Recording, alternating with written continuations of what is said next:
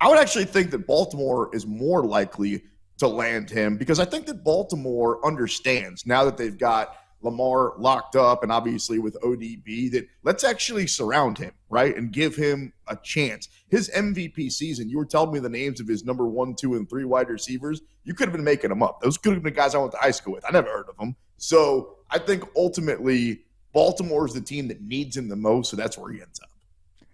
It's just, I mean, if the Ravens sign DeAndre Hopkins, then they're going to have incentive to really get the ball to 5 different receivers, right? You're going to have to get your number 1 draft pick involved, Zay Flowers. Rashad Bateman's your number 1 receiver coming back from injury. You got to get him touches. Odell Beckham, you just gave $15 million to. You got to give him touches. And then if you go get DeAndre Hopkins, you got to give him touches. And then Mark Andrews has been Lamar's favorite target for the last 3 years. So I don't know. They're a running football team first. You got to give Dobbins and Gus their touches. Yeah, I mean, he's one of these guys where, you think on one hand, okay, the Celtics did an awesome job with help defense on him last game. I think he took 12 total shots with 14 points, something like that. However, he is one of these guys that steps up in every facet when his team needs him to. You obviously have to think, like, we have him projected for exactly 28 points. So not much value there according to the model. 6 rebounds, 5 assists. I had him last game over rebounds plus assists. I just think he's going to impact the game in a lot of ways. But going back to the overall, I'm going to go points, rebounds plus assists for him in this game here. Looking at his teammates, like this team is centered around his production.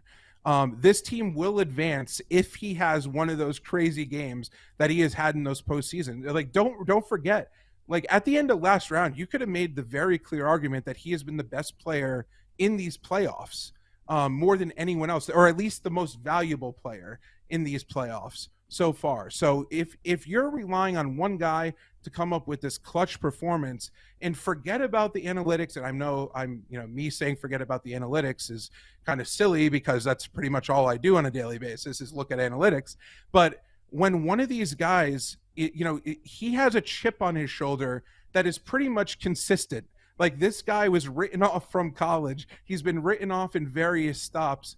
And I think that the time is now for him to show, okay, I'm going to be the alpha on this team. I can be the superstar. And if he's going to do it, this is going to be the game he's going to do it. Do I personally want to put my money behind that?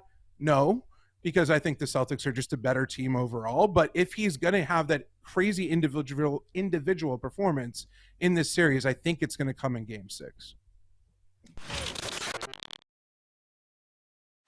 When you talk about could we have the argument right now over the last, say, 3 years, maybe 5 years, who's the better college football coach, who's had more success, who's had better recruits, more NFL first-rounders, it's going to be pretty damn close.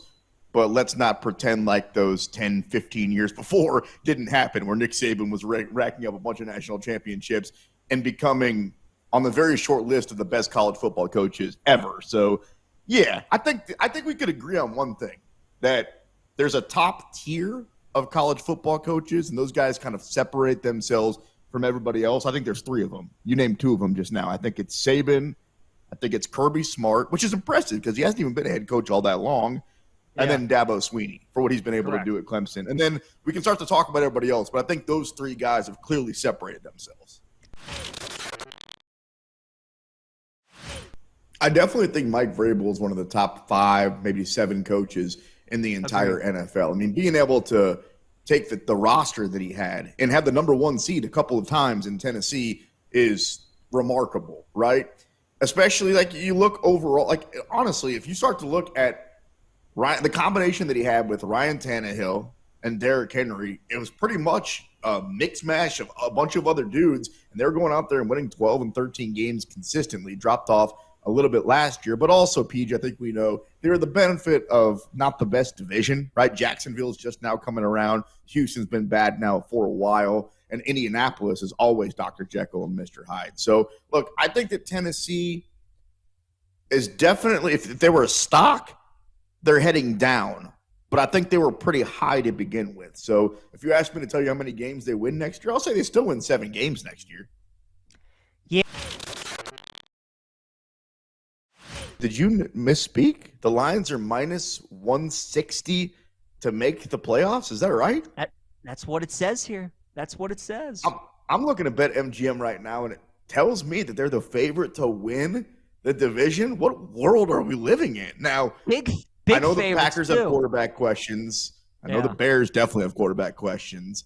And I understand that the Minnesota Vikings were total frauds last year. I mean, did they have a great record? Yeah. They also got outscored by their opponents. So it's a winnable division. But guess who doesn't win divisions, like in my lifetime?